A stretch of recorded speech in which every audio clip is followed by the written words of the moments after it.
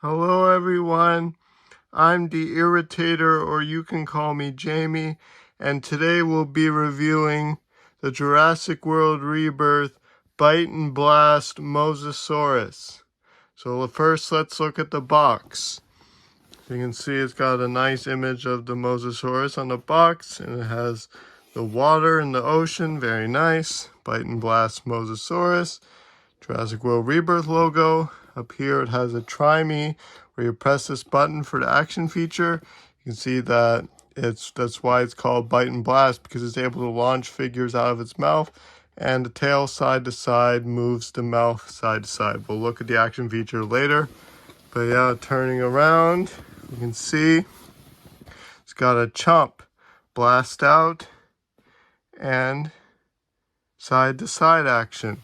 So you can see here that in the box, you got the Mosasaurus here, and here is the little Dilophosaurus that it comes with. And you can see that the tail is not attached in the box, and that's because the tail is actually hidden inside the box. So let's crack this bad boy open. Right, here's the Mosasaurus out of its box. And I have to let you guys know that there is some assembly required when taking this figure out of the box. This flipper and this flipper need to be placed on, like connected to the figure, and the tail needs to be attached as well. So these flippers and the tail are hidden inside the bottom of the box, so you have to tear the box open and get those pieces out.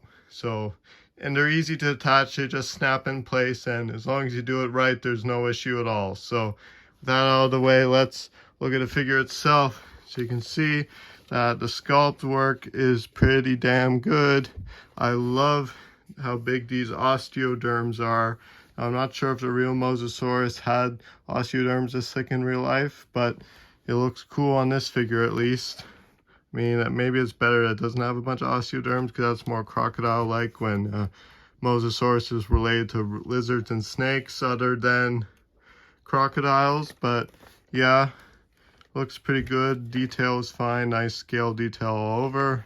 Belly, it's interesting how it has like a wrinkled stomach, like a humpback whale. Like, though it literally looks the exact same as the humpback whale's belly, so I think that's a pretty cool design choice. You can see here's the scan code to add it to the Jurassic World toy app, or whatever it's called. I've never used it before. I don't know how it works, but you can scan the code now if you want to. So the detail is good. The paint job looks nice too. I like the green color because, of course, I like anything green because green's my favorite color. So yeah, it's paint job and sculpt looked fine. So let's look at this little Dilophosaurus it comes with. So this guy is made out of rubber, and unfortunately the Dilophosaurus only had one quick scene in the film where it finds one of the girls when it's eating the Parasaurolophus carcass, and then it gets scared away by the T-Rex. So it's pretty unfortunate, only got one scene, but hey, at least it was in the movie. And this figure is nothing special, it's just a little accessory. It's rubber, it's bendable.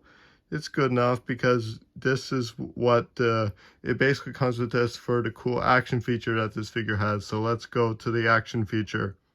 Oh, by pressing this button on the tail, you can make the mouth open and release it to close it. And then when you twist the tail side to side, it makes the figure move its upper body side to side.